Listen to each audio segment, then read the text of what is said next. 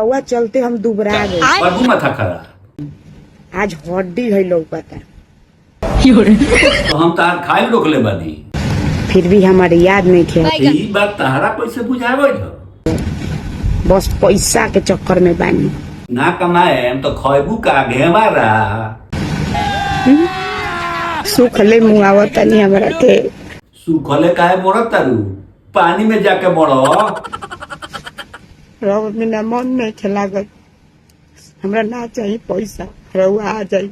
अभी तो ना आए छुट्टी नहीं खे मुँह चाहे रहुए हमार पैसा और रहुए हमार धन।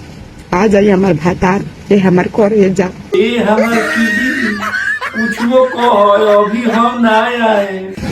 हमार फोफिया हो फोफिया आवे माई हमार भातारा छोड़ के भाग गई है।